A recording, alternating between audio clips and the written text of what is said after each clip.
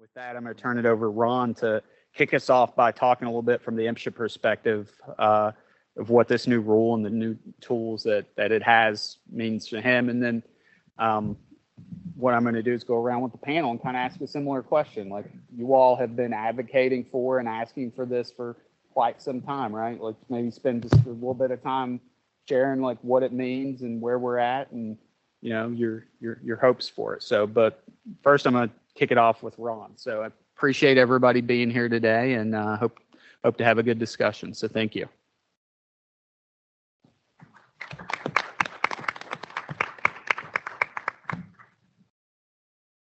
Well, I don't want to leave anyone out. I'll just call everyone friends. I look out at the crowd, and I know that you all could be somewhere else today. You have plenty to do. You have a lot of folks that depend on you. And you're going to have to make this time up somewhere. But I appreciate you coming out today. And this is not so much a victory lap as it is if you're a race fan. We just now went through qualification. We've now qualified. We're in the race now. So the time has come now for my end of this to actually get started working. I was in on the 2014 dust rule when it kicked out. And I've been busy with that for almost 10 years now. So you all have delayed my retirement a little bit. But I never intended to become a subject matter expert on black lung. I worked 27 years in the mining industry. I came out of the mining industry and through the UMWA training and education program. I became a licensed nurse, worked in a clinic that our primary clients were injured workers, many of them with chemical injuries. And then I came on board with MSHA. And I'm so glad to have had the opportunities that I've had, the work that I've done, the people I've met. But working in the industry and then going back and enforcing and being on the MSHA side, I started seeing sons and daughters, even grandsons of people I worked with. And I thought, I can't let these people down. Their daddy's counting on me. Their grandpa's counting on me. I was always the youngest person everywhere I worked until now. And this is a strange place to be. But on my wall in my office, I have a photo of Dr. Martin Luther King. And one of his speeches, he's not well known for this quote, but it's my favorite. In the end, we will remember not the words of our enemies, but the silence of our friends. And this group I'm with here today, that I'm proud to call my friends, one thing you can't say about any of you all, you're not silent. You're not silent. So I look back at the disasters and the mining accidents we've had. When the Aracoma Alma mine fire happened, I was a brand new inspector. And I spent 56 nights down there without a day off. Why? Because I was a brand new inspector. I was the one they could afford to send down there. And I met some people. And I made some relationships. One of them, one young man's picture was on the front page of the Charleston Gazette the next morning, hugging his wife after he'd come out of the mine, still covered in coal dust. And he was one of the 10 survivors from the crew that lost 2 of their brethren. And working with him for the next 2 months, I learned there's more victims to a mining accident than the people that die. Then moved on several years later, went underground at Upper Big Branch while we still had missing miners. And it was a brotherhood. The people on that man trip that went in, the mine rescue teams, we were shoulder to shoulder with committed, dedicated young men that had one thing on their mind. If there's one chance of getting these miners out alive, we're going to make sure that happens. And it didn't matter whether we had the blue MSHA coveralls on, or a lot of times you didn't know which was which when you went in. But those alliances, I'm into my 20th year with MSHA now. And I got a phone call just the other day from a young man that was an entry-level foreman at the time Aracoma happened. And I was a brand new inspector. And over those 2 months we spent together, he's called me over the years. He's now a superintendent for a mining company in northeastern Kentucky. And he called me just last week, and he had a situation he wanted to run by me. They had to make a change to a plan, and he was just discussing some things and wanted me to help him read a CPDM file. And before we got off the phone, he said, "You know, Ron, I haven't called you in a while, and I feel bad about that." I said, I know you've had plenty on your mind. We all have. I said, I was afraid. I always start the conversation with, I was afraid maybe he was mad at me. He hadn't called me in a while. And it turns out he just hadn't had any problems. And before he got off the phone, he said, "I love you, brother." And that's not the relationship you think of when you think of MSHA inspectors.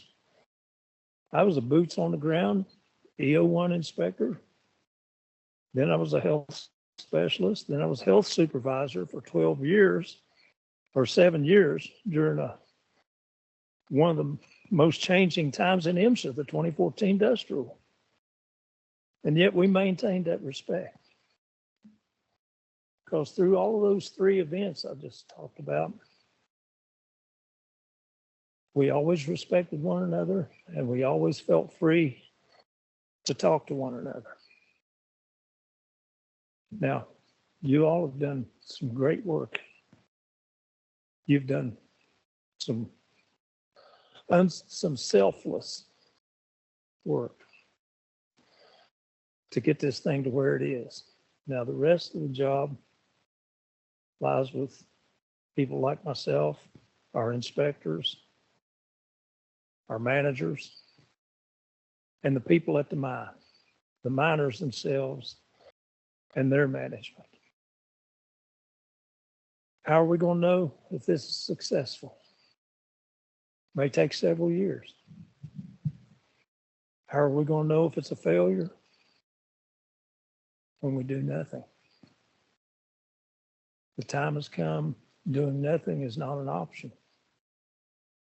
And I'm grateful that so many have already stepped up. And I look forward to the next couple of years of seeing just how much we can keep this going. The mine operators and the miners only ask for 2 things out of MSHA. They ask for communication. Keep us informed of what's going on. I've had industry classes in the last month that have been very curious about this rule and what it's going to mean to them. I've had inspectors in training and journeymen, supervisors that want to know the same thing. And I've told them all, when we have something ready to publish that's not subject to change, all I can tell you is, as soon as we have something to present to you, we're going to hit the road with this. But we're going to make sure that everyone is singing off the same song sheet, that we don't have to take back any opinions from anyone of how they interpret this. We're all going to be looking in the same direction on this. We won't always see eye to eye, but that's because we're looking in the same direction. We want to see this thing to the finish line. So with the industry's help, with the miners' help, perhaps my generation won't be repeated. I never intended, like I said, to become a subject matter expert on black lung. But having been through what many of these miners have gone through, working in the mines, seeing my co-workers. Remember, I was one of the youngest in my crew. One by one, we're down to me and one other fella that still keep in touch with one another. And I know from when my dad died from black lung, his co-workers were, you'd hear from them every once in a while, then the phone calls got farther apart. The visits got further apart. People's lives move on. Unfortunately, the same happened with my co-workers. Even myself, the phone calls got farther apart. I didn't call them as often as I should have. I quit going to see some of them. Didn't go as often as I should have. But when you go to as many funerals as I've gone to for co-workers that have died from black lung disease, it has a lasting impression. And I hope we can stop doing that.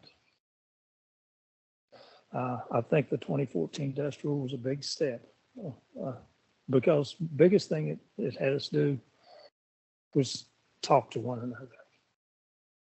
I do these recertifications. I've certified probably 4,000 miners since 2015 for dust, for CPDM and dust sampling. The recertifications, we get back together every 3 years, and more than just passing a test, we sit down and talk. We have a chance to hear from them. You know, what's gone on since I talked to you last. We're going to get a lot of the information. The miners and the mining industry are going to expand on our research and development on this, just like they did with the CPDM and the dust rule 2014. We got a lot of feedback over the years since that rollout, and we've shared it. That's what the industry and the miners want from us, communication back and forth. The other thing they want is consistency between every inspector, between every field office, between every district. They want us to be consistent with how we enforce. And I think here at the Academy, that's one of our biggest roles. We touch every miner, we touch every inspector at some time. And we'd like to maintain that consistency. So now we have a job ahead of us in all the situations we've been in before. We put on our boots and we went in and we did our job. And I'm grateful to all of you all for giving us the opportunity to do that job. And I look forward to seeing this thing to the finish line. And I'm really grateful to all of y'all to let me be part of this today. I just had a group of red hat miners. I was doing a class over at the former Running Right Leadership Academy for a coal company. And they let me speak to a group of 50 Red Hat trainee miners without a script. They had no idea what I was going to say. But the manager of safety felt comfortable letting me do that. And the same thing today. I came here without a script. I'll be hanging out in the hall, be hanging out at Pipe Stem all this week. If you have anything to talk about or just want to talk old times, I'll be there to talk. And I appreciate every one of you. That's all I got.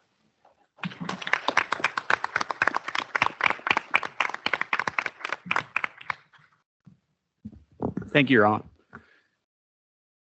So as I said earlier, maybe we'll go around real quick and I'll introduce the panel. And if you all want to, just take a couple minutes to generally talk about, the rule and getting to this point and what it means to you, then we can do that. And I'll follow up with another question. So, Debbie, I guess since you're closest to me, we'll just start with you. Does that work? Sure. Okay. Well, my name's Debbie Wheels. I started working in the Black Lung Clinics program in 1989. And after watching a couple miners die from the disease, the biggest goal that we had, and we kept putting it in proposals and talking about it at conferences and stuff, is prevention of black lung. Because anybody that's ever witnessed somebody die from that never wants to see it again.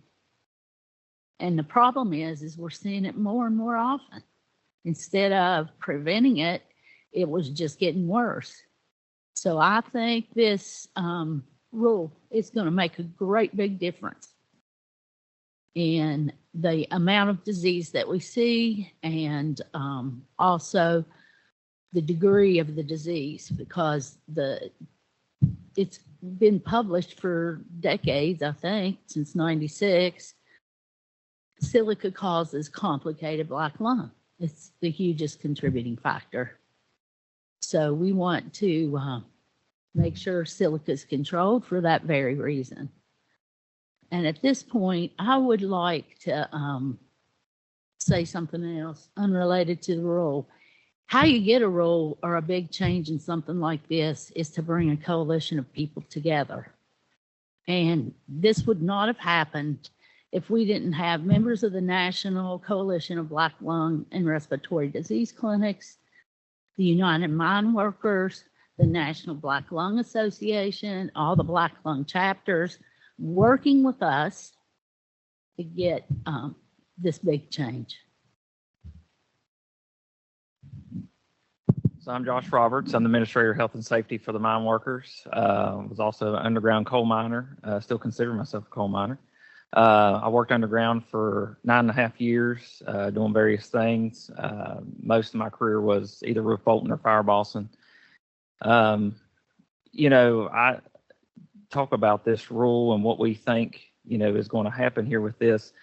I'm a third generation UMWA member. My grandpa died of black lung.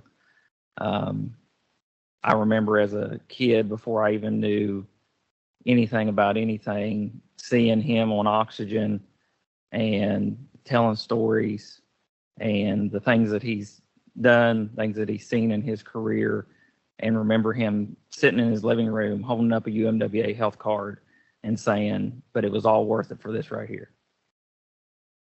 Stuff like that is core memory that you do not forget. So then as I got into the mining industry in 2006, as I started working, I knew that I wanted to make a difference. I wanted to do something with people, with the other miners that I worked with, to make their lives better. So I got involved with the union. I started being an advocate for those that I work with. I thought that, maybe I wanted to be an inspector. I didn't really know, but, when I knew that my heart was in representing miners and being a voice for them, it was kind of in a way that I can never reverse what happened to my grandpa, but I can stop it from happening to others. And so it's personal for me. And I think that, you know, one thing about the rule that it's not implemented yet. The rule is final and the rule is passed. It's not implemented yet. But just the passing of the rule is already got people discussing and talking about silica. It's raising awareness to it. It's getting people talking about it, what the dangers are to it. How do you prevent, you know, respiratory disease, coal dust, silica dust, and things like that. And that in itself is going to make a difference. You know, even before the rule is implemented, there is a difference being made now.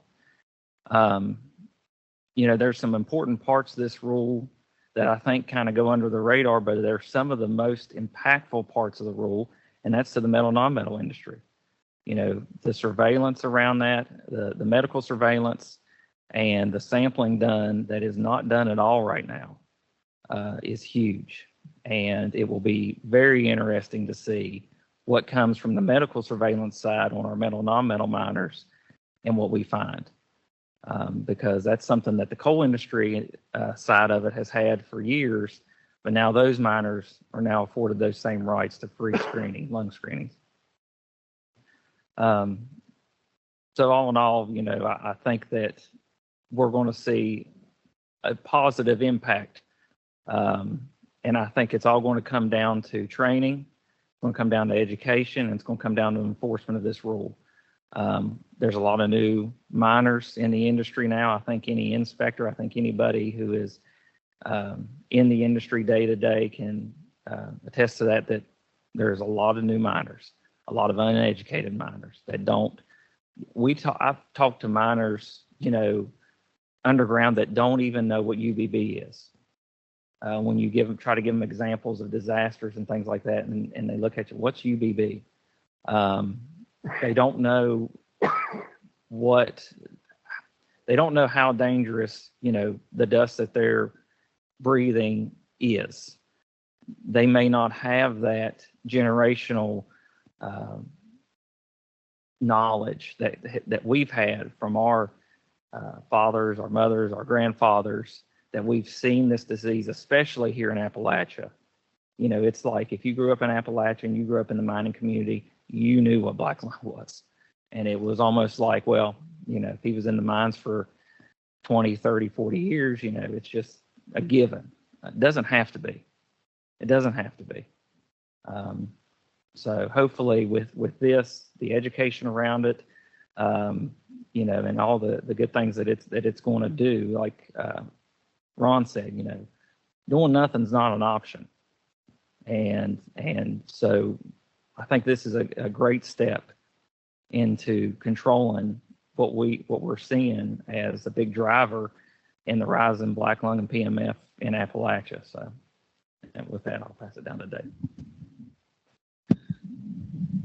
Thank you. My name's Dave Dayton. I'm an active coal miner right now. I'm the chairman of Marion County Coal Mines, which is better known as Loveridge.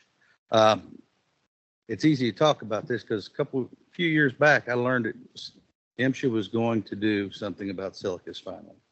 And I was sitting, matter of fact, right back there when I heard it. And I got excited then, and I didn't stop yapping about it since. Because I see, even though we got equipment to keep silicas out of like the out by boulders and stuff like that, they're not doing it. I just had a fall 3 weeks ago where they were drilling and nobody put dust collectors on any of the drills. So these things in the company, the only thing they were concerned about is this silicas rule in effect yet? So it is important. It's going on everywhere. I've been a boulder. I've been a motor operator. I've been longwall out by. So I've been all over the mines. But the thing is this not only going to help coal mines, it's going to help all industries. It's going to help non-metal and metal. Their lives are just as important as anybody else's. All miners are. So these are things that we need to enforce. I'm glad to see MSHA is given the power to be able to do this forward, to be able to help all miners and even where I'm at. I'm blessed to be up here, and I thank you for that. And like I said, the biggest thing is you give us the teeth to be able to make things better and to be able to have some input into this as well. I know I've watched my grandfathers and my great grandfather. I've been privileged enough to watch them and what it was to be a union coal miner and how strong of a group it is. And it gives me the power to be able to stand up and be up here and speak about this, or just to take my safety rights. So with that, I'll pass it on down. Hi, everyone. My name is Lisa Emery. I'm a registered respiratory therapist and the director of the Black Lung Clinic at New River Health Association. I'm really excited to be here to talk about the new rule and how it's going to impact our miners, because I work with a lot of working coal miners. My clinic sees a lot of working young coal miners, along with retired coal miners looking to file their federal claims. But I'm seeing just rates of black lung and complicated black lung that are really mind-boggling. I'm seeing at least 2 to 3 complicated x-rays a month on young working miners, anywhere from their 30s to their 50s. And so hopefully the miners don't necessarily get a false sense of security, because they're going to have to be involved in in hazard complaints and what's really going on with them. But I hate to see a young man whose child goes to school with my 14-year-old who's got complicated category B, who's in his 40s.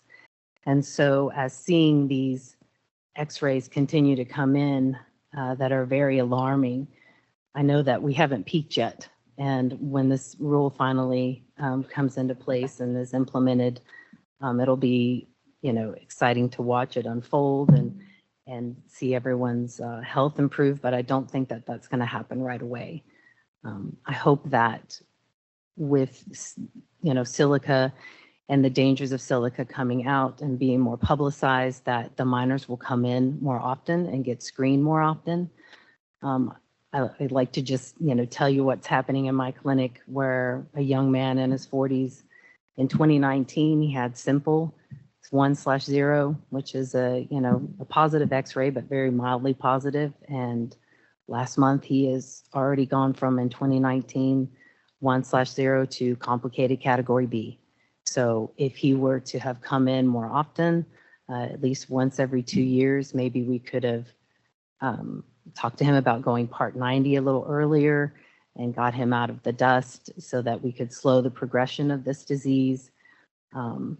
And so, the miners know that it's the silica that's hurting them. And they're the ones calling me saying, I don't have black lung, I have silicosis. And they understand that. So this rule is extremely important for what's going on in the clinics and what we're all seeing. If my clinic's seeing it, I'm sure that the other clinics are seeing it.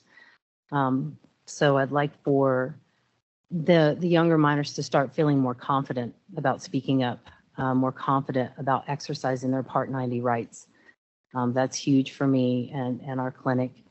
And I think that miners need to understand that the rights afforded to them under the Mine Act will protect them, even if they're not a Part 90 miner, to make a safety complaint, to talk about what's going on in their mind, and that MSHA is going to protect them. But what we're seeing in the clinics is very scary. And, hopefully we'll start to see a trend downward.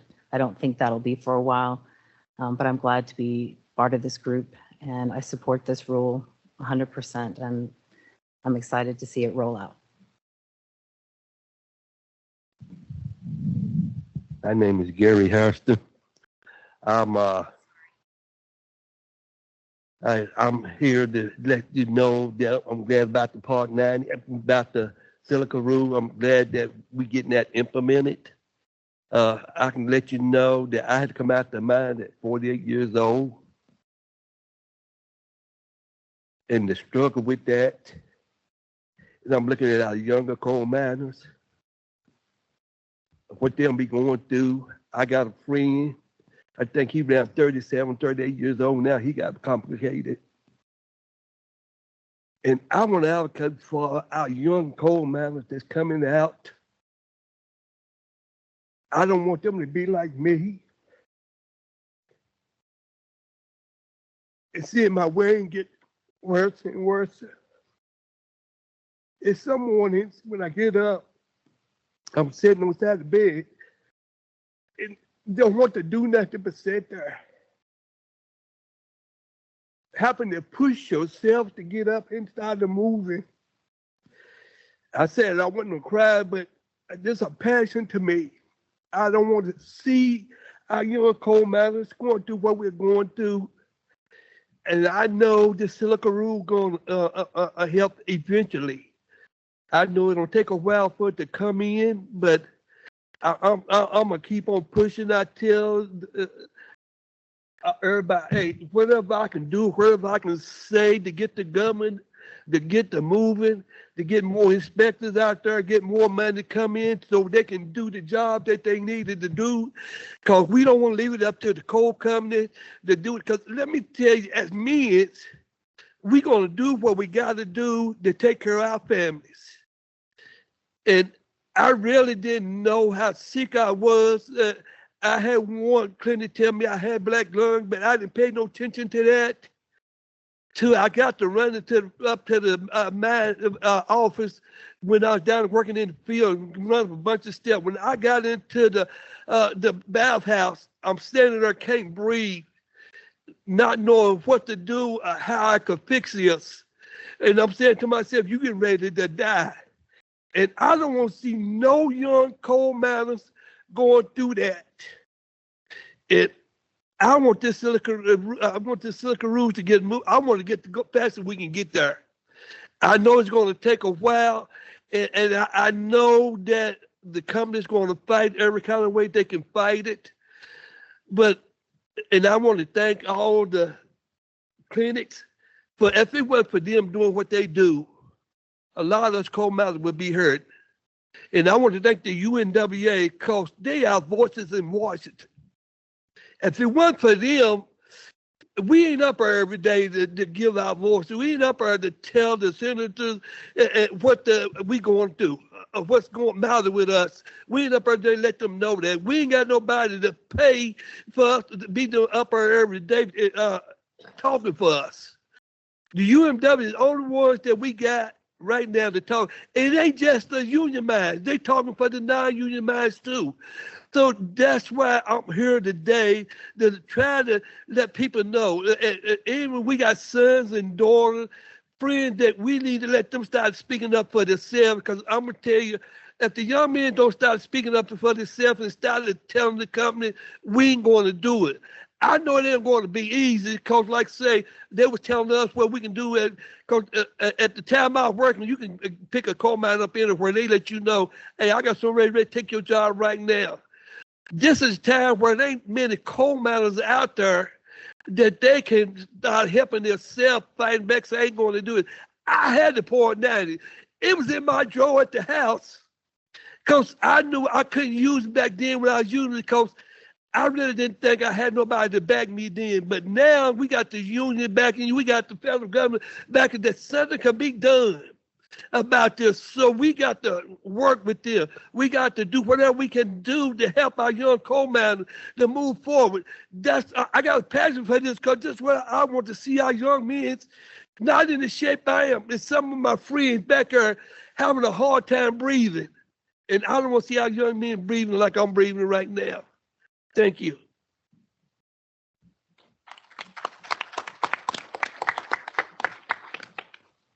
Sam, you got to follow Gary. That's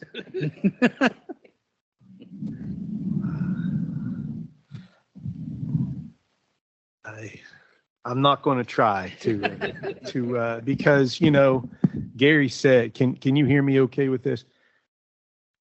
Gary said the most important thing about this moment, which is it's urgent that we take this step that the administration of MSHA has taken. It's been urgent for 50 years that we take this step, and it's a real credit to this administration that they made it their top priority to do in a very short period of time, the hard, complex work of promulgating this rule. Because, listening to the remarks here, it's Lisa's correct. It is very young miners. And not only do we have to protect those miners, but like Dave Dayton said, we've got to ensure those miners have the power and the confidence to speak up for themselves, to have the input, the direct input that was the words you used. And this rule is so important to me, not only because it meets the urgent need, but also because it incorporates that wisdom about miner input. And we've done a lot of great learning over the 50 years that the Mine Act, 50 plus years, the Mine Act has been with us. And this rule, for the first time ever, implements the legal principle in the Mine Act that the Mine Act will provide the lowest attainable level of respirable dust possible in the mines. That has always been in the Mine Act since the 70s. That is the principle that the mine workers fought for, that West Virginia coal miners fought for, and the lowest attainable level of respirable dust protection is the operating plan for this Silica rule. This Silica rule specifically requires operators to sample until they can show that there is less than 25 micrograms of silica dust in the air in the mines. And I wish I had a better way to show you what it would look like if there was 25 micrograms of silica dust. But suffice it to say, this air would be suitable for humans to work in. And that's what the lowest attainable level of respirable dust means. And this administration has done that. And, it means so much to me personally because of the history that brought us here. People have spoken about, Debbie, Josh spoke about the coalitions. The coalitions have given us the Mine Act, and it's been West Virginia coal miners, who walked off without any legal right to do it, walked off the job down here in Slab Fork in Raleigh County up the Winding Gulf back in the 60s to create the first black lung program that we ever had in this world, and recognizing and compensating the disease and beginning to regulate respirable coal dust. So it's really fitting that we're here in Raleigh County, where coal miners themselves made real economic sacrifice and stuck their neck out there, not for themselves, because we've seen it. They probably knew at the time it would be 50 years until this disease really started to get better, but they did it for their grandchildren. And sadly, similarly, the coalitions here today have been fighting for 20 years to get 30 years to get this rule enacted. And, we have made a decision in Central Appalachia to mine through these thin seams of coal, exposing miners to lethal amounts of sandstone dust over the last 20, 30 years. And this rule is by and large too late to save the lives of most of our Central Appalachian miners who have worked over the last 2 or 3 decades. But we, in our coalitions here in Central Appalachia, are the ones who fought for this rule, not only for our sake, but for the sake of others across the country. That's why it's so wise and important that this rule encompasses the whole country, and not just the coal industry, but the metal, non-metal industry, because Central Appalachia is not a unique case. Any time that we make a decision to mine through reserves that contain such high sandstone, we're going to expose future generations and other regions to similar risk of disease. So I really think of this rule as standing to protect, Dave, the miners who are up in northern West Virginia or western PA or northeast Ohio, who are still in 6 or 8 feet of the Pittsburgh or the Waynesburg seam right now, and they're not fighting with so much sandstone. But this rule is going to ensure that those miners will breathe the lowest attainable level of respirable dust in Pennsylvania and Ohio over the next 30 years as those coal seams dwindle and we continue exposing miners to increasingly toxic amounts of sandstone dust up there. So this rule means that to me as well. It's another instance of West Virginia coal miners and Central Appalachian coal miners coalescing to make the government do something, make our government do something to protect future generations and other people in other places. And it's really remarkable. So I hope we can talk about how miners can become educated about this rule. My view of the rule is the real wisdom of this rule is that I can tell the rule was written by some good engineers because this rule really relies on engineering in mining engineering. It's not just a sampling and a ticketing approach, but sampling and ticketing has basically been the approach that has been one of the major approaches to dust control for a long time. But this rule really incorporates ongoing plan review, not just ventilation planning, but roof control planning and comprehensive mine planning. The wisdom that the Mine Workers Union brought to the writing of the Mine Act was that it took a plan-based approach to regulating coal mine health and safety. And this rule really draws and relies upon the plan-based approach to engineering the health hazards out of the mining process. So I'm looking forward to talking more about,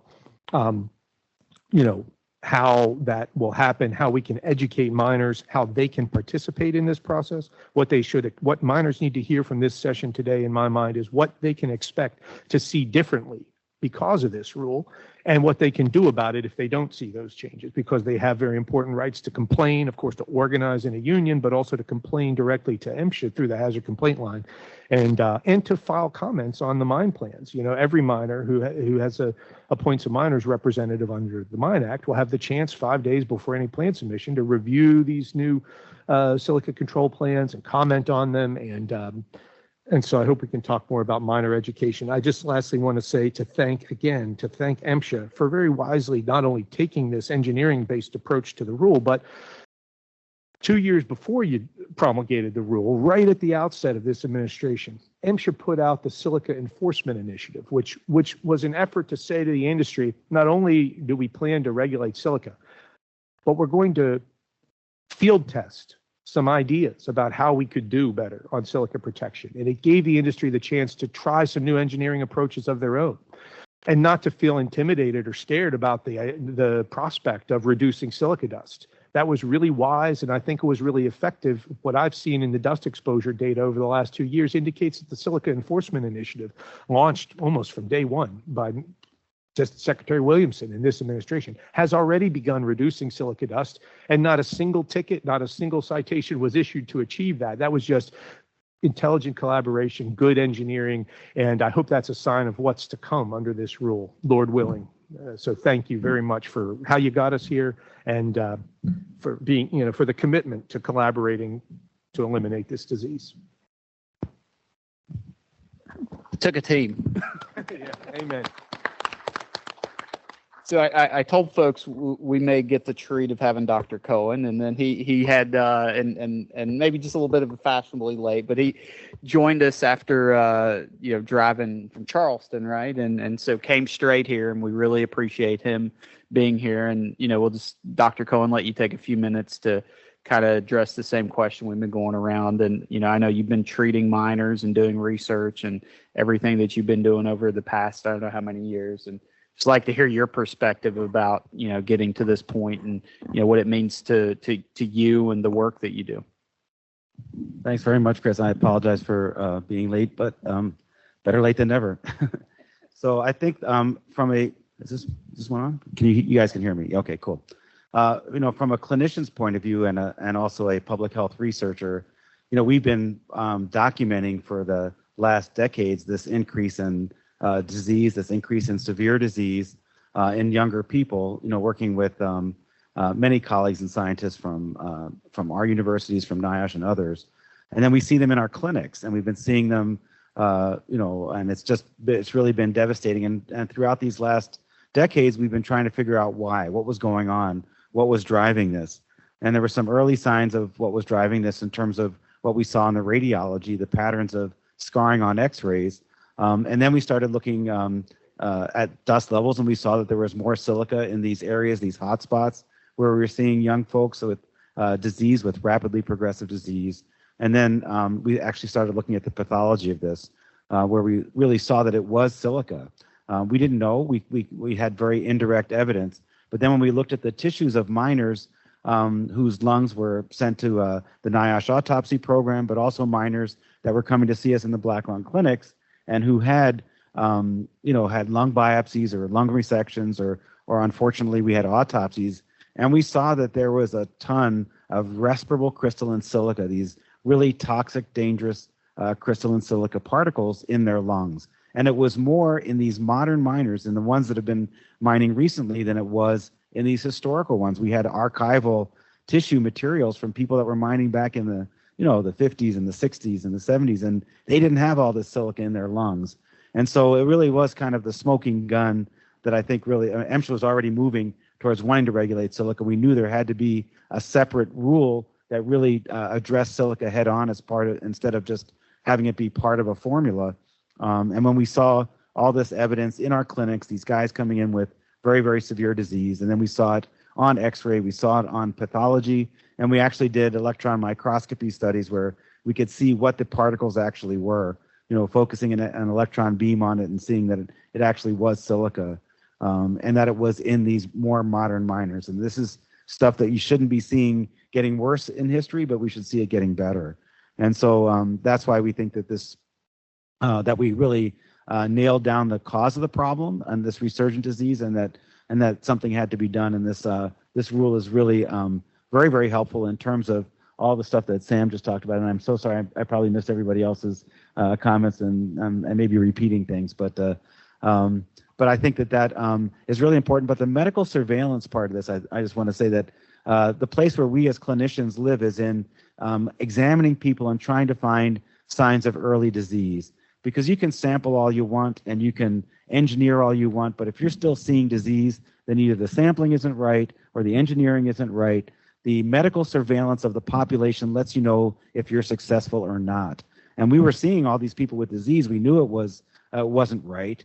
And now we need to continue to make sure that everybody participates in surveillance. We've got to keep checking people, making sure that people aren't getting sick. Unfortunately, there's a delay, a lag between when people are exposed and then when they get sick, so you can't jump on it right away, and that's why the sampling is so important, why the engineering is important, and why as close to real-time sampling is important. But we've got to really work very, very hard on the surveillance, making sure that folks are participating, getting x-rays, getting lung function, submitting this lung function information to NIOSH, to central agencies that can evaluate it over time. Because most of the guys that work in mines come in very, very healthy. We don't want to find them when they're very, very sick. We want to find them when they're slightly less healthy and getting less healthy too quickly. And we want to catch it then and intervene then. And so that's why it's really important that this whole population of metal, non-metal miners and folks that were not really covered as adequately by surveillance are now covered under this rule. And I think there's a provision in the new rule to make sure that that data gets submitted to NIOSH so that it can be reviewed, because you want to see individuals and how they're doing, but you also want to examine populations. You want to see if a whole group of people in Montana or in a rock quarry somewhere or an iron mine in Minnesota, whether those folks are getting sick as well. And this new rule will really get us those exams, and hopefully we can get that data centrally and evaluate it and look to see if the individuals are healthy, if the populations are healthy. Is there a sick mine, a sick workplace, not just a sick person? So I am really excited about this. I think that we can never take our eyes off the prize here. We've got to keep fighting, keep supporting these rules and MSHA, and going forward, whatever happens, we've got to make sure that we fight really, really hard. But thank you so much for inviting me, and thanks for this rule, and let's fight to make sure it's really strongly implemented and enforced. Thank you, Dr. Cohen. So I've actually never done this before. I've never moderated a panel. And I think one of the things I'm supposed to do is weave different things that people said together. I don't know, Sam, you did a good job at one of the conferences, like as a recap. So I'm going to try to do that. But, one of the things, and pick up on a few things that were said, basically by everybody, and try to foster a discussion here. But so I'm just going to go through some things to sort of set the table. One, right, we talked about, and I mentioned, everybody's in this room because we care about this issue and we don't want others to suffer from entirely preventable occupational lung diseases, right? Or just or even silica causes cancer. We don't want anybody getting lung cancer, any other type of cancer either, right? So we're all here because of that. We heard about Sam walked us through some history and sound like you had a thesis for a book there, but that's another conversation for another day. Walked us through some of the history, right? Like there's some symbolism to being here in Raleigh County, West Virginia. There's organizations that are present here that have, took up the mantle and fought against some pretty daunting challenges and arguably led to the creation of the agency that I have the privilege and honor of currently leading, that allows us to promulgate rules to do this, right? And that took teamwork, that took a coalition, that took a lot of people working together. We have medical professionals and people who work in clinics who see retired miners and active miners. We have an active coal miner here. We have one of the things Josh talked about was, and a little bit what Sam hit on with the Silica Enforcement Initiative. There are people already thinking about what can we do to lower the dust level, right? So one of the things, so that's a very long lead way into, what I would like to talk a little bit about. And one of the things that I'm focused on as part of this implementation is, we have this newer population of miners, right? People my age, people younger, people coming right out of high school and going in, and whether it's a coal mine or one of the copper mines that's booming out in Arizona, booming out west, and one of the gold mines in Nevada, right? All throughout this country, there are materials and things that we need that a lot of people don't even know where it comes from, but it comes from a mine, and a miner is the reason why we're able to experience a lot of the things we experience every day, including these phones and computers and everything else. So knowing that there's a lot of new miners come in the industry, there's a huge workforce challenge. Like I go around and talk to everybody in the mining community, and we have those conversations, and folks who may not know, how hazardous of a substance silica is, and how can we, in the spirit of what we talked about as a group, because we all want that common goal. And I'll share too, in the spirit of what Ron said earlier, I've already had one VP of safety from a major mining company had this same conversation with me. And it's the same thing that everybody in this room is talking about. So there is a common interest to work together to educate and make miners aware of this hazard and why you do not want to be breathing this kind of dust at these types of levels. So I guess my question is from each of your perspectives, given this population and man, I'm really going to do a good job here.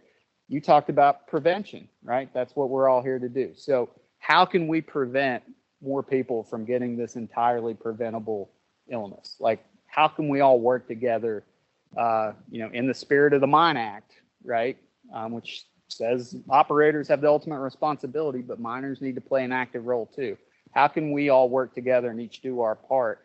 That way, at the end, we're doing the best job we can to do what we all want to do, which is prevent illness and protect our miners. So that's a really long-winded way of getting to this question, but that's the question I want to pose to the panel. I don't know if anybody wants to jump in and share from their perspective, but I'm going to be actively listening because I want to work with you all from the government end too. Like, we want to play a role here and work with everybody, and that's why we've invited people to help us and come share their story with the videos that we have we're setting up here too, and any other way we can raise awareness and educate. So who wants to jump in first? I don't mind. I believe it would be one of the biggest thing is how we can talk our young coal miners not to look at money, but look at their health. And that's what's going on right now. Most of our young men, I don't think they see is money.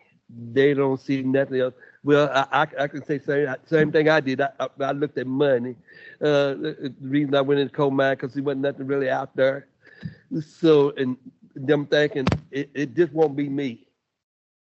And we can get that to them I think that'll be a bigger process and stopping out them from getting it, because then they'll start looking more at health than what they see in the money that they have in their pockets. I'd like to state that, working in a clinic with working coal miners, and their stories don't change. They're all the same. And how can we make them feel more comfortable accessing the MSHA website or, the hotlines, because they're scared to death to do it. They won't do it. And so we've all agreed that the implementation of the rule is also going to rely on them to speak up and feel comfortable speaking up. And so how do we make them comfortable feeling safe talking to you guys? So that's going to be huge too. They're afraid to sound the alarm. I do my best, and it's, I consider it my job to educate them, not only on how to file claims and how to protect their health, but all in all, when they feel like they can't say anything, then they're just going to keep doing their job. They're going to keep mining coal, and they're going to meet that production level so they can catch the man trip out. And there you go. And so how can we do that? By educating them on the Mine Act and their protections. I try and put, packets from MSHA together, but I think that's really a huge concern for them.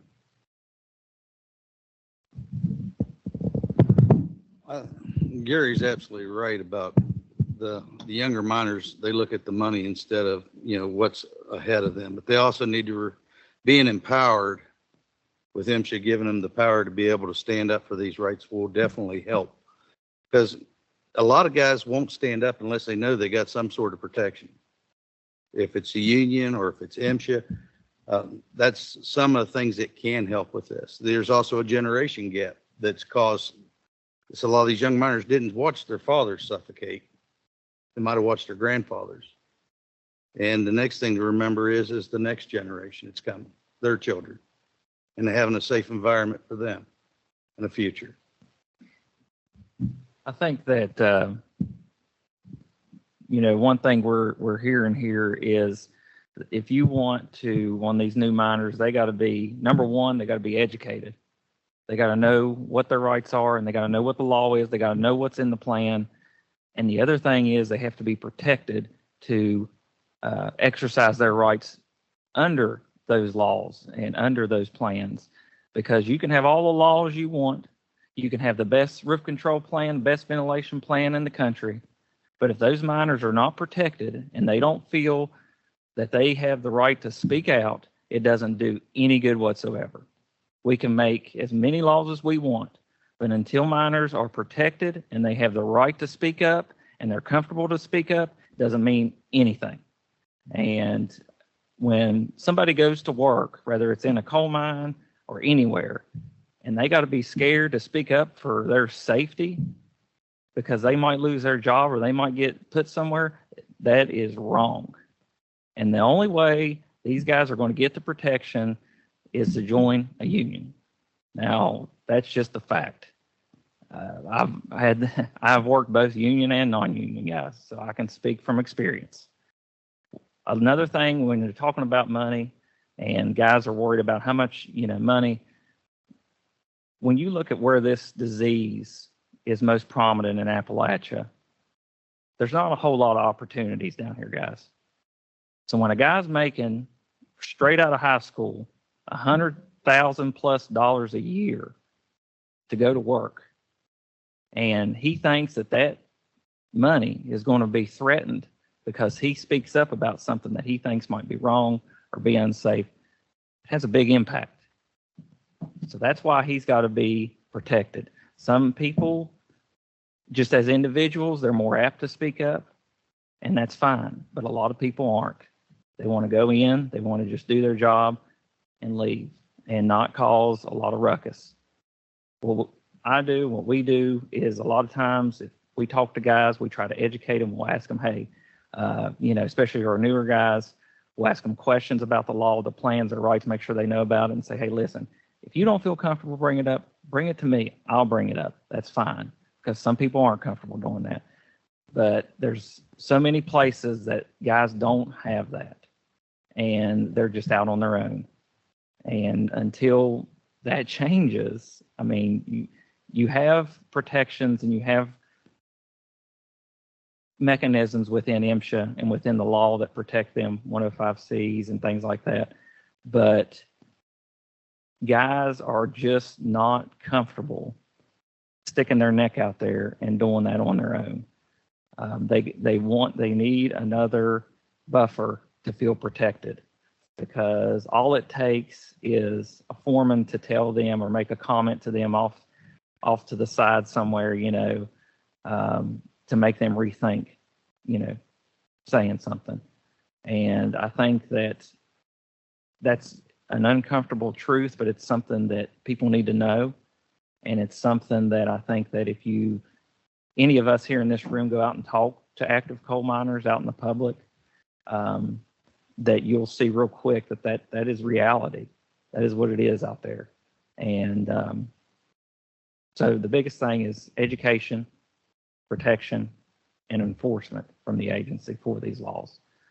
And until you get all three of those working in synchronous, you're going to have issues. But it's those three things there is what's going to protect our new miners.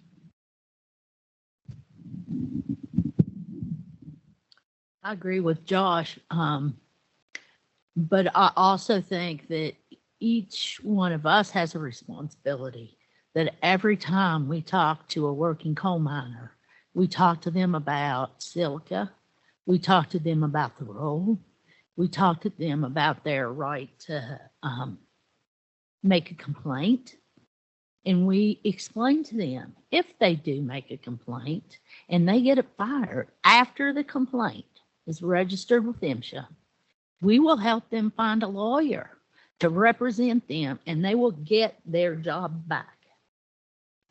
Right? We will help them.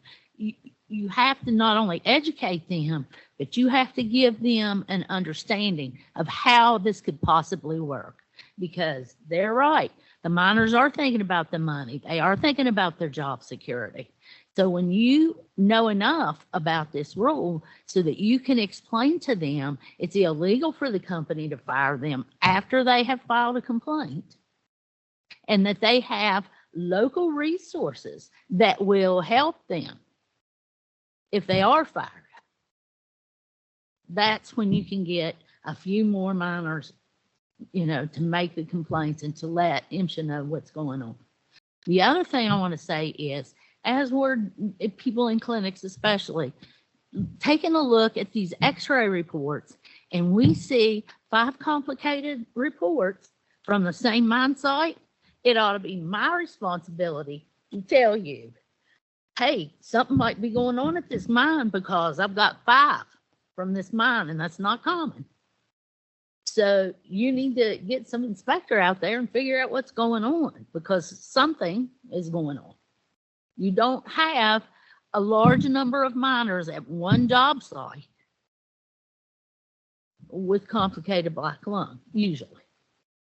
So if we see it, then we need to report it. We need to step up to the plate and take the risk and help people that are not used to taking up for themselves.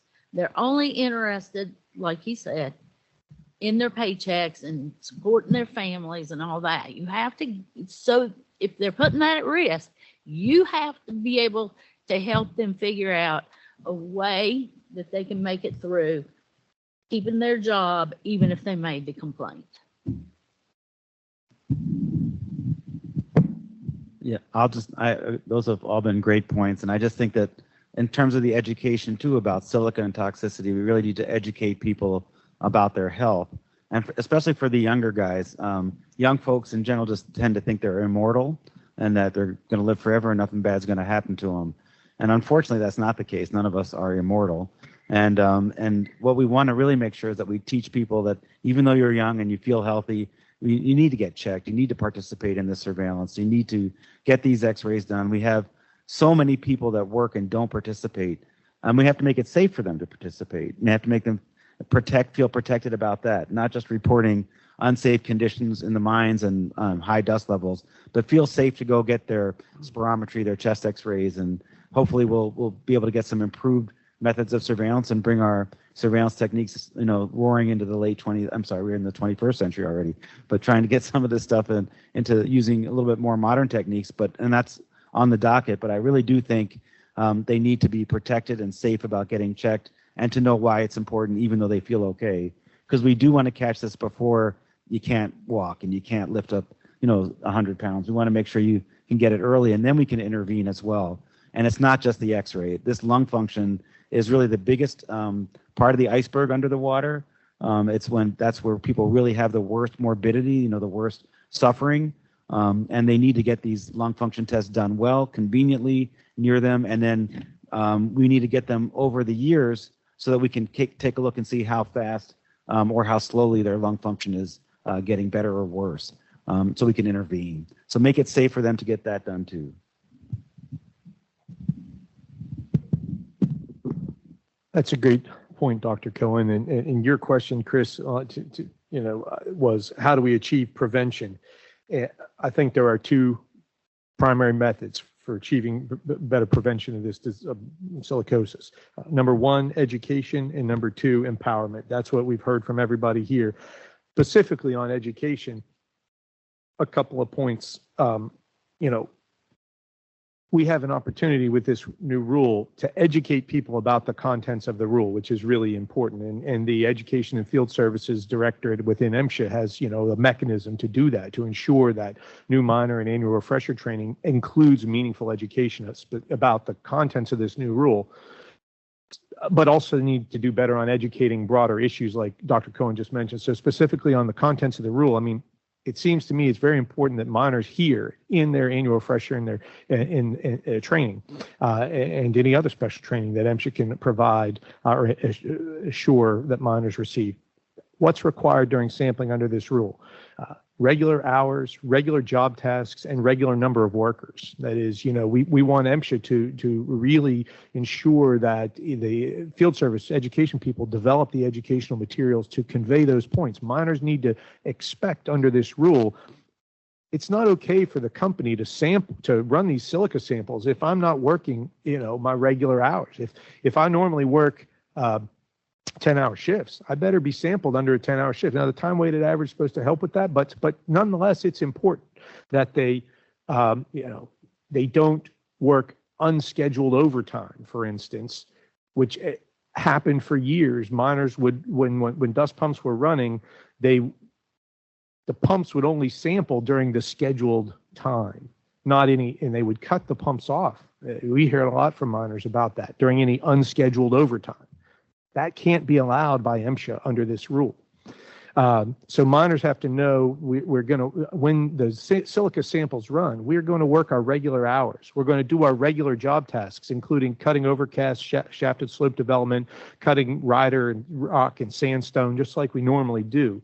We need to expect that when these pumps are running, we're doing our regular job with the regular shift and the regular number of workers. They can't give me a miner helper when I've got an MSHA pump running on me, but never give me a miner helper to hang my curtain any other time. And here's why. Those 3 points of education are so important. I just this morning at my office, a half an hour from here, I was sitting down with a miner who I was talking with him. And I was saying I'm turning 40 this summer, and he's like, "Yeah, I'm 44." And that happens so often now that my clients, that my clients are my age.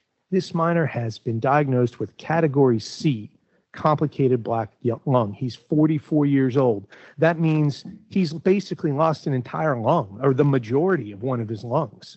Dr. Cohen could give you a more precise definition of category C, but it means that's the worst category that there is for black lung. That means he's got more black lung than almost any other coal miner. I used to see 80-year-old coal miners who've been working since the 40s who had category C, and I was shocked.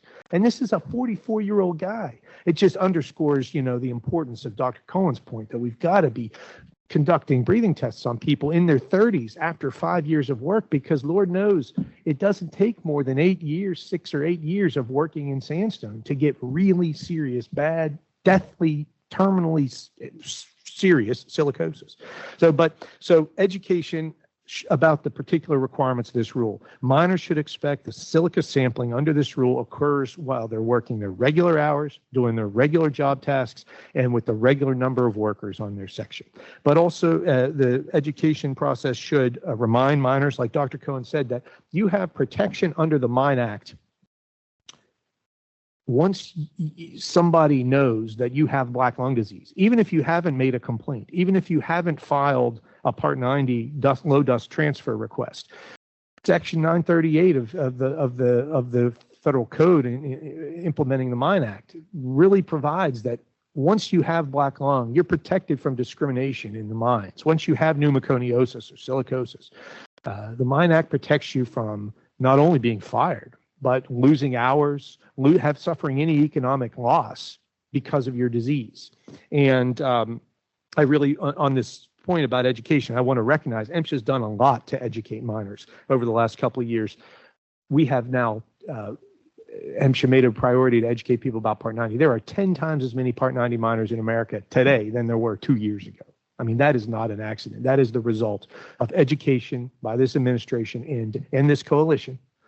And empowerment work. So that's really important to educate people about their rights to be free from discrimination for having black lung. And then the last point I really think, we should remind people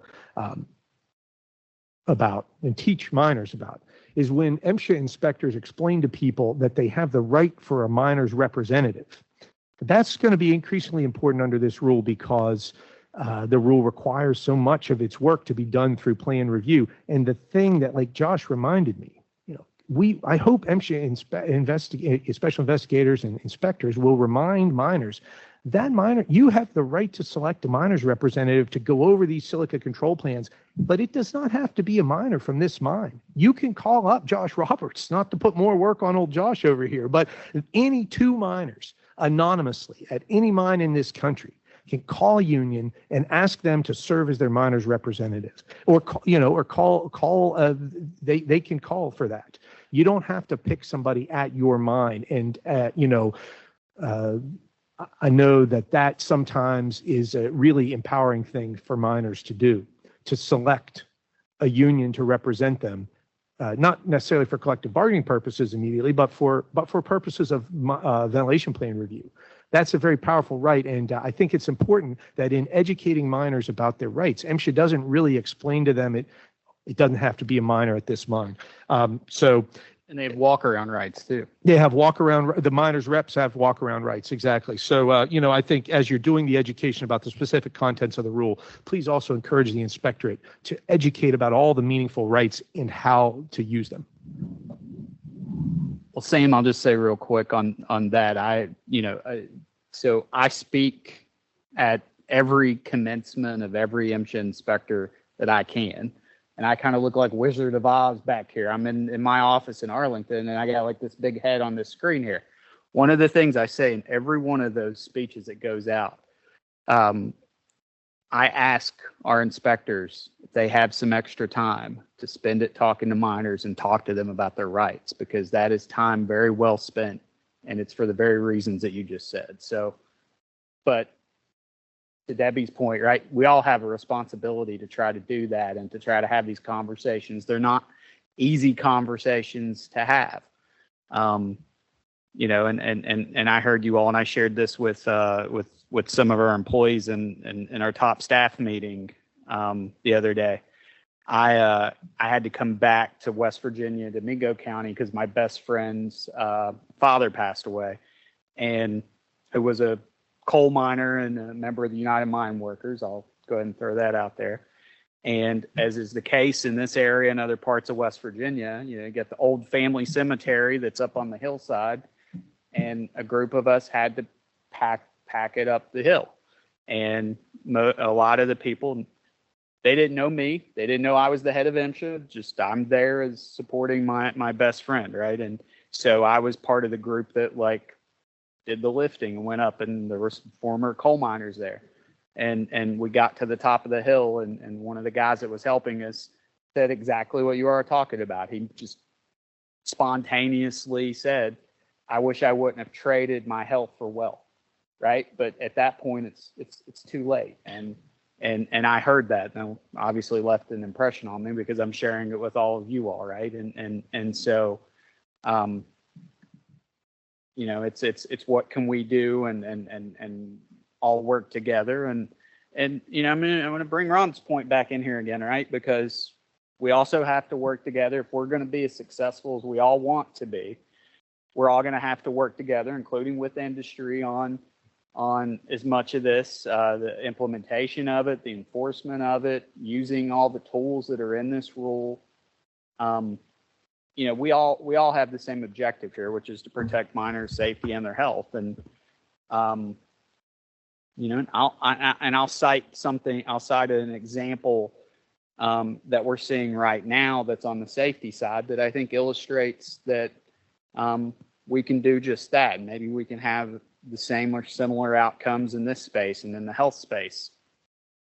You know, unfortunately, last year the mining industry experienced an increase in the number of fatalities, fatal accidents. It's the most since 2014, I believe. We had 40, which just too many. And I went around the country, had all these different conversations all throughout, and everybody is just, you know, mine operators, unions, not just the UMWA, other folks, steel workers, operating engineers, miner advocates, just across the board, everybody in the mining community. And everybody just scratching their heads. We're having all these conversations, and we got to do better, and a sense of urgency to do better. And we did our first stand down to save lives last year. We just had our second one. It's an annual event that we're going to be doing moving forward.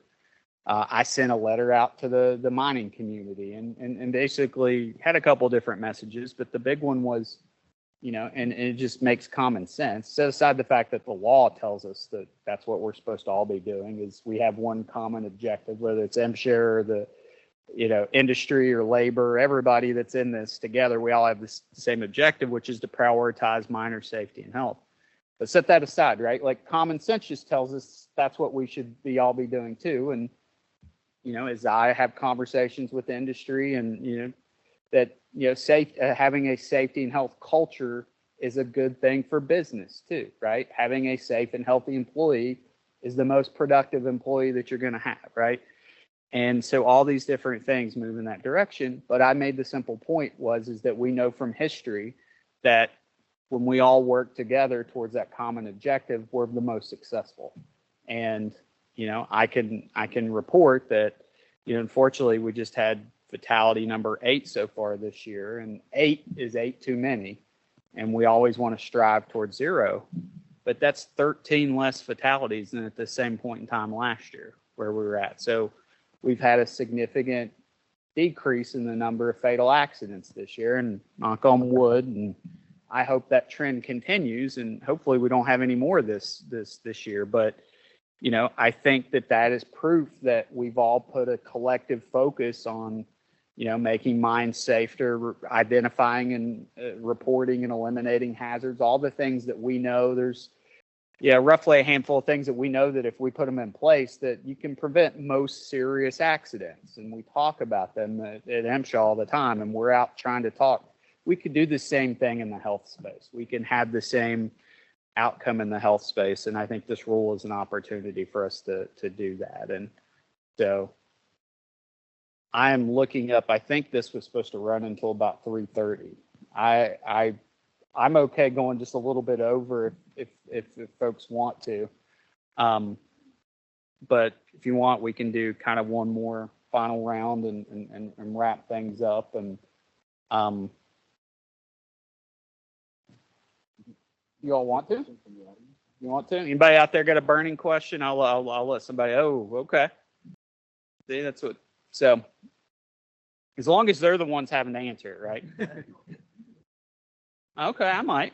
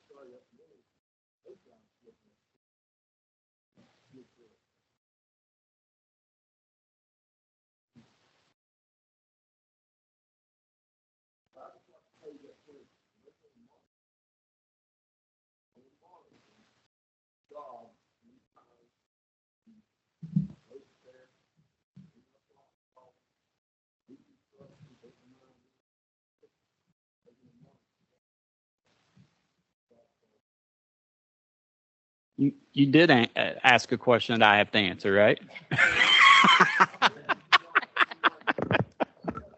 I will do my best to answer part of it. And I think what might be helpful for this group is to maybe talk about why that's important, because they're to add on a little bit to what you were saying, right? And so first thing I want to start out about is, this discussion today, as you could tell, is less about the nuts and bolts of the rule and more just about, giving people an opportunity to talk about the rule and things, and us to discuss how we can use it to have the impact we want to. So first of all, I appreciate your question. I'm gonna eventually get there.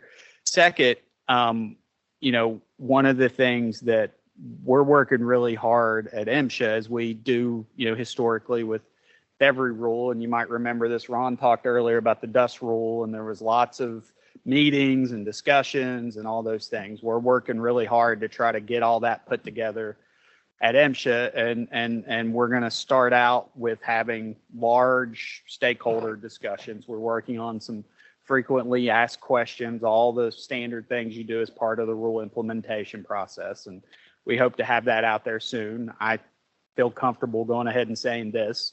One of the meetings we will have will be probably in this room, but it will certainly be here at the Academy. And, folks in this area, will have the opportunity to come and attend and ask questions and have that back and forth that is part of that process, right? And so I wanted to share that, because I don't want folks to think that, there'll be plenty of opportunity to do that. And we're already getting, including from this group, we already got a letter with some issues and things that we're thinking about, and we'll put some information out there. But so I want to make sure that folks know that we're actively working on that and hope to get some stuff out sooner rather than later. But to your specific point, I think it's one of the issues that Sam touched on, and that we had already. So, there's a part of the rule that touches on it and talks about it, but even in MSHA's own existing enforcement, we talked about and made an emphasis on those areas that you were talking about as part of our Silica enforcement initiative that we launched 2 years ago, that I actually announced and kicked off at the UMWA convention out in Vegas in 2022. It was really my first speech as assistant secretary. And, we focused on those types of activities for the very reason that you were explaining. And I'll give this group an opportunity to talk about it. But the rule, and I can talk a little bit about it because it actually says it in the rule, right? It's typical mining activities, and it cites what you're saying, construction activities, shaft and slope sinking, those types of things where, and I've said this publicly, so we know that those are activities that miners are going to be at particularly higher levels of risk of exposure, right? So we better be trying to reduce exposure during those activities the best we can. And the rule is pretty clear that the requirements of the rule are during those types of activities. So I don't know if that answers it as well as you'd like, but the rule does envision, the things that I just said, and it's, I think, pretty clear about that. And there's discussion about it in the preamble, and but we're, like I said, we're going to certainly be talking more about those particular things. But I think the rule is pretty clear that it encompasses, construction and shaft and slope sinking, and on the metal non-metal side, the removal of overburden. And I mean, you have that in coal too, but, all those things. And I don't know if this group wants to talk a little bit about why that's important based on, what you all have seen over the years, or what you think about that in the rule. But I think what he's talking about is out by stuff like rehabbing and so forth, and bolting in the belt lines and so forth, and having the right equipment and the right exposure, and motormen that are running down the haulage using sand on the motors in the first place, keeping the haulage watered so that the sand and the silicas is not suspended. So I think that's a lot of what he was asking. And we do cut a lot of overcast, and we cut a wild coal seam. So even up north, there is some exposure to a lot of silicas that a lot of people don't realize. Well, and I guess I'll just make one other quick point, and I don't know if anybody else wants to say, part of I think it's part of what Sam was talking about earlier, but part of not the sampling, but part of the qualitative checks that are have to go on. One of the things that mine operators, as part of that process, have to evaluate is changes in geology, right? So that's what we're talking about. And when you get into different parts, and you may get into an area that's a lot more rock than where you were mining, and those types of things. So that's part of the ongoing, requirement to be doing evaluations and potential sampling to see what the environment is too. So I'll just make one point on the thin seams.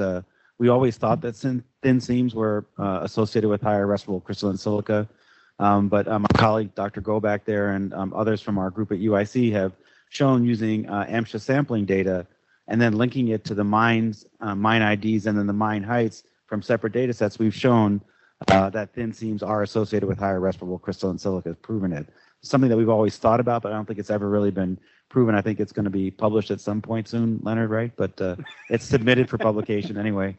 But I think, so it's, it makes sense. We've always thought it, but we've actually proven it. So I think that, MSHA should have all these thoughts of these very high risk mines. We've talked about this before, of like indicators about which mines we need to pay special attention to really look at carefully. So thin seam mines, driving slopes, all these kinds of things. These are the things that we should really hone in on and make sure that we're really sampling and inspecting those activities.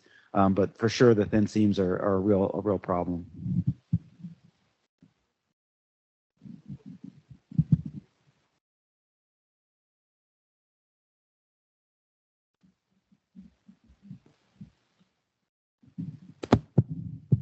Before we take one more question, just to follow up with what our current discussion is, I think that, and Sam talks about this a lot, is there's a lot of things that aren't necessarily law, but that are enforceable through the plans at the mine, whether it be the roof control plan or ventilation plan. And that's why it's important for the miners reps and the miners there to have input on these plans, is because you can have things in those plans that are specific to that mine or that mine's condition. So if you are mining a lot of rock, or your seams are a little bit thinner, or you want to address certain situations on out by construction or cutting overcasts and things like that, you can do so through the ventilation roof control plans.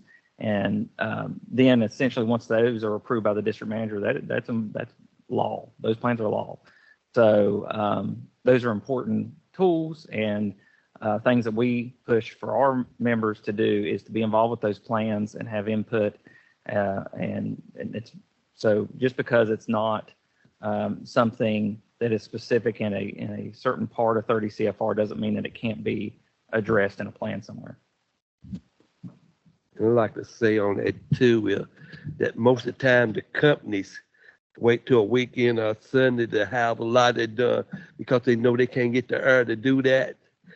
So they do it when they figure that the inspector, nobody will be there to even do anything about it. So they always put it when inspector, they do it on the weekend or Sunday when they do the overcut because they know they can't get the air there. So they'll do it when they know the inspector won't be there.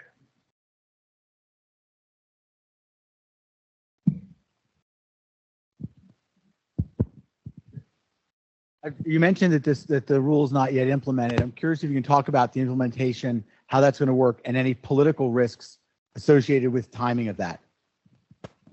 Like the administration might change in less than a year. So go fast. Y'all supposed to be asking questions that they have to answer.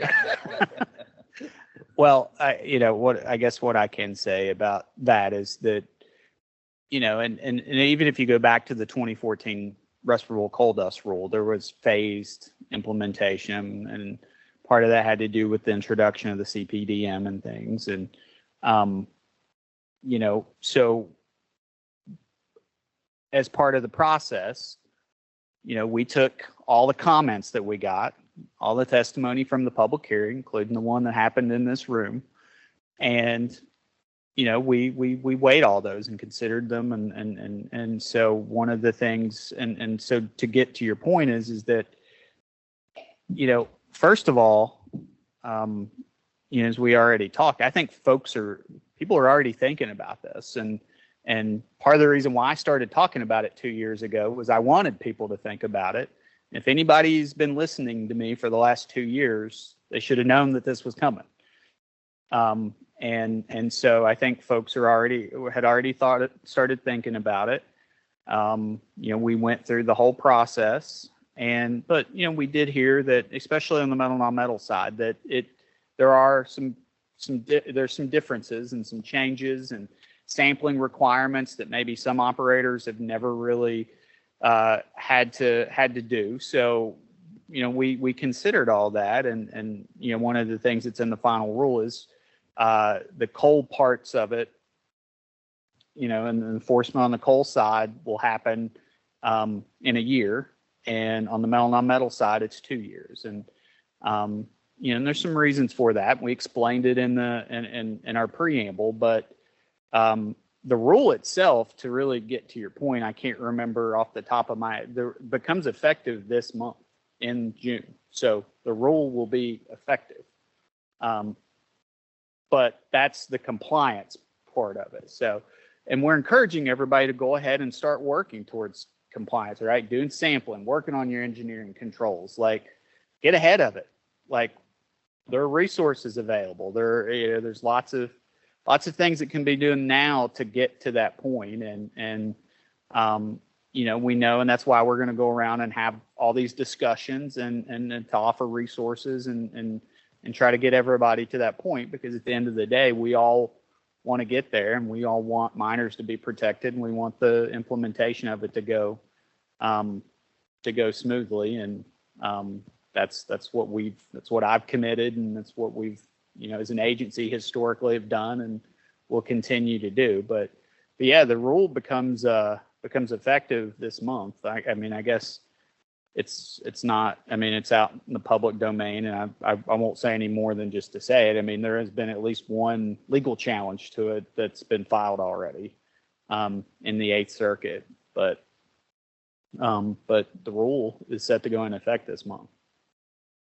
June 17th. I thought it was the 17th, but I didn't want to say, but yeah, it'll be effective this month. And then, so the dates are compliance dates. So basically, we're not going to be issuing citations until for compliance and that type of thing, to give people enough time, because we all want, like I said, we all want this to work and to work well. And we know that with the new medical surveillance provisions and some of the things in metal non-metal, that's why they got 2 years and coal 1. So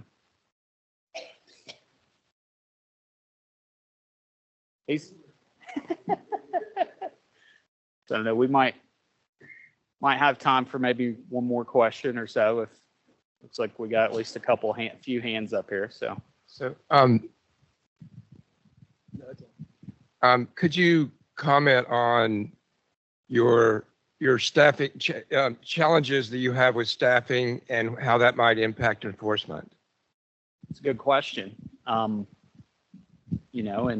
so first of all, we've done a lot of hiring the last 2 years, and I hope folks have seen that and seen more of a presence out there. And I think that's helped us do that enforcement initiative. I think that's, at least part of the reason why we've had a better year this year on the safety side compared to last year. But, MSHA's had flat budgets for I don't know how many years now. And so every year that you have flat budgets, you're talking about people, because almost every federal agency, the biggest cost driver is personnel. And so, I guess what I would say is that, last year, the president, the last couple of years, the president's made it a priority in his budget and specifically noted, promulgation of the rule and enforcing the rule, needing additional enforcement resources and other resources to do that. And so, we've listed that and asked for it, and we'll continue to talk about the need for resources to have the rule be successful. But it all goes back to the conversation that we've had here today, right? Like, this is going to continue to be a priority. I mean, we've been very clear, this administration's been very clear that protecting minors from exposure to respirable crystal and silica is a priority. I mean, Acting Secretary Sue couldn't have said it any clearer, right? She said no job should be a death sentence. I mean, that's about as clear as we get. I've said no minor, and I think that was part of the discussion up here, and about the trade-off, right? Like, no, and I was quoted when the rule came out, and I said, some of the stories we heard here today about people my age already being disabled and having to quit their job, like, that should shock the conscience of people, right? Like, those are stories you hear that should trouble all of us, and I know it does everybody in this room, and you want to do something about it. But this is going to continue to be a priority, and whatever resources Congress gives us is what we have, and we're going to continue to make that a priority. But we also have what we call our 2s and 4s, and we have to inspect every mine site in the country, and we got to balance our resources with that responsibility and everything else that MSHA does. But this work and getting this rule implemented and enforced and ultimately out there trying to prevent disease is going to continue to be a priority, and we'll do the best we can with what we're given to work with, but it will remain a priority. That's probably about the best I can answer that question. But so we had, I think there were maybe a couple more hands. We might have, I don't know if anybody here wanted to talk about resources or anything. Well, I would say one part of MSHA that is not represented here today is the Solicitor of Labor. And the solicitor, I feel like we need to thank them and recognize that they are a really important resource in enforcing the Mine Act, and that's the Department of Labor's lawyers. I'm sorry that I'm the one that has to speak up about how important lawyers are, but they are important. So there might be a few of them watching the I want them to feel heard and seen here. But to that point, something that people should take away in terms of the empowerment part of the prevention conversation is another achievement of this administration. At least from my vantage here in West Virginia, I represent coal miners and filing safety grievances and filing for black lung claims and discrimination claims, and we have been really noticing that the Solicitor of Labor has taken initiative to go and protect miners who have black lung disease in the last couple of years. And it's really been a notable achievement of this administration. People listening should remember, not only are you protected from being fired, we really don't see people fired for having black lung anymore. That is, thank God, a thing of the past. But what I had been for last 5-10 years, seeing miners lose their overtime after they transfer to a low dust job. Most miners in the modern coal industry work a 10-hour shift. And so part of their household budget is those extra hours of overtime. And this administration, I think for the first time ever, has fought for those miners, has gone to court and said it is not okay for a coal company to cut your overtime because you have black lung or you sought a Part 90 transfer. Miners for years lost that overtime in many cases if they had Part 90, if they used Part 90. And miners should know that now the Department of Labor won't let that happen anymore. That's been a really important change. I want to credit MSHA for doing that. And also, in the rare case where a miner is fired, and it is really pretty rare anymore that a miner is actually fired for some safety-related activity. But this administration has also really swiftly, just last month, or 2 months ago, there was a miner fired in Logan County, West Virginia, and this administration got that miner reinstated about a month and a half, I think. So it goes to show you, firings are rare. People shouldn't really worry about that as much. And most coal companies this day and age, don't even think about doing that. And this administration has made it clear you'll get your job right back if that should, God forbid, happen to you. But even more so, this administration has made clear that miners don't have to worry about losing overtime or suffering at all. That I just mention it because those are the kinds of factors that actually dissuade people. If you think I'm going to lose $1,000 a paycheck for filing for black lung, that's practically speaking a deterrent that people shouldn't have to worry about anymore. So thank you for your work on that. Just real quick, while we're still talking about resources, one thing I'd like for everybody to know is that the United Mine Workers, every time we go to Capitol Hill, when we are up there, we're advocating for MSHA and additional resources for that agency. Not only just additional resources, we advocate for the Silica rule, we advocate for the 2014 dust rule. President Roberts was just up here 10 days ago testifying in a Senate hearing, and within his testimony, he asked for additional resources for MSHA for this rule because we know that a rule of this size is going to take resources. And like the Assistant Secretary said, when you're dealing with a flat budget year after year after year, it makes it extremely difficult to take on, something like this. I know the agency is going to do the very best it can with what it has, but I assure you, we are advocating and asking Congress for additional resources for the agency to implement not just this rule, but all the laws in 30 CFR, and so that they can implement them and enforce them properly.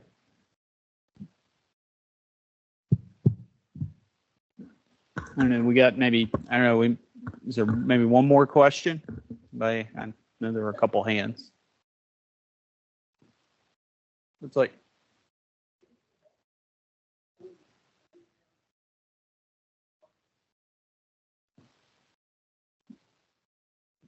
Just wait 1 second till he gets over there. That way, folks. Does MSHA have any control over the 8 hours retraining and the new hires at the mines? The required training? Yeah. Yeah, we play just a little bit of a role in that. Why couldn't y'all teach at the training thing about the Part 90 and the Silica rule when they do their retraining and their 8 hours when they new hires? Sure. So part of there's a lot to that question. So basically and I if I get something wrong here, you all help me because I'm going to try to answer the best I can. But so the district manager approves the plan, and the regulations set forth different things that are in the plans. And one of the sections that's in the plans is health, right? And so that's the role that, outside of ensuring that the miners, get the required training, but that's the role that MSHA plays in the process. It's the mine operator actually make sure that the training happens. It's their responsibility for the trainings to happen, but that's a role that MSHA plays in the process. Did I get that? Anything we should, you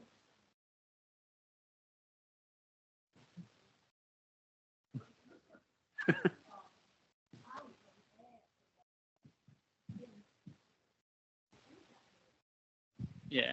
If you want to, he's coming with the mic. That in the preamble to this final rule, we did discuss how important. Who asked the question?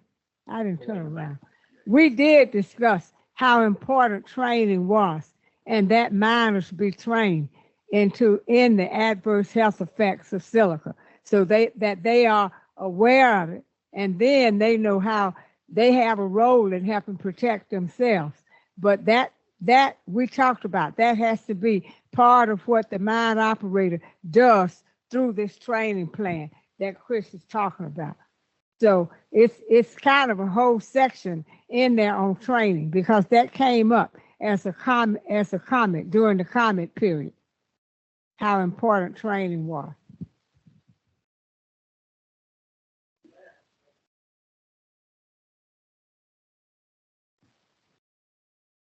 How you doing?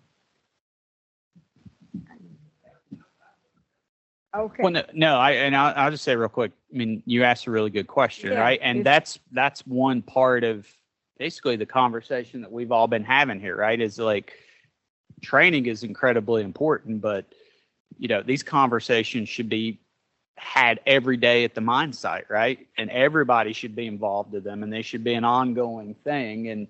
And the training should just kind of be almost like a supplement to it, right? But these conversations and how to deal with these hazards and how to prevent them and how to identify them and all the things that go into all that, those are conversations that, should be going on every day at the mine site, and that miners should feel comfortable having those conversations, whether it's, with their supervisor or whether it's with, their union but those are the types of things. And Debbie talked about earlier about responsibility, right? And there's responsibilities that go along with that too. If you know something, you need to speak up and say something, because not only is that your potential safety or health that's at risk, right? It's all your colleagues, it's all your coworkers, it's everybody else. We all have a responsibility to do that. And we talked a little bit about, and it's a pretty complex thing, and it's a really hard thing to do. To report those things and to talk about them. But one of the things we've tried to do is to have conversations like this and put out information on our app that we have that's new. And we have the pamphlet. I actually think I have one of them here in it's miners' rights and responsibilities. We give these things out and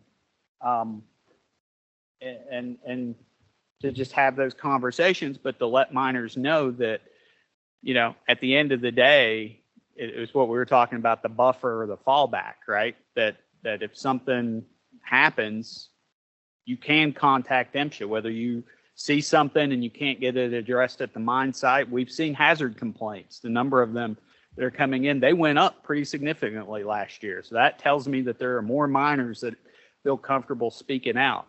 And we have to go respond to every one of them. We were talking about resources earlier. Guess what? That's more MSHA resources, but not every one of them, but a lot of them we find that a lot of them have merit, and that's identifying a hazard in the workplace and then MSHA responding to it and something being done about it. And it removes it from so then it's somebody's safety and health that's protected. So it's those types of conversations is really what's going to make this rule effective. It's going to make mines safer and healthier, and make it a better workplace. And so, but I was just going to go ahead and just wrap up and say I really appreciate everybody coming here today. I really appreciate the discussion. I appreciate all the panelists, and these are discussions we need to keep having. Bringing everybody together and working through challenging issues and problems and doing what we're all supposed to do, which is making sure that, the miners of this country, the most precious resource, it's their safety and health that's always the first priority and concern in what we do and in this industry. And, Ron talked about earlier about being around. My time is your all's time today. I'll be around here if anybody wants to talk or have any conversations. I'm going to be at the Pipestem conference all week as well, so I will be there if anybody wants to continue to have dialogue or talk. But just really appreciate everybody coming today, and happy to have some additional conversation. I don't know if the cafeteria or in here is the best place, but I'm here and I'm not running away or anything, and so happy to continue having these conversations with you all. So really appreciate everything that you all do and the advocacy that you do. And that was one of the things that Acting Secretary Sue said at our rollout event up in Uniontown. And then I wanted to just echo that, is that, things like this happen because there are people who push for them. And, we stand on the shoulders of a lot of people that have pushed for better protections for miners, for decades, and especially in this area. And being from this area, that's not lost on me. So really appreciate your work and appreciate what you do for the nation's miners. So thank you.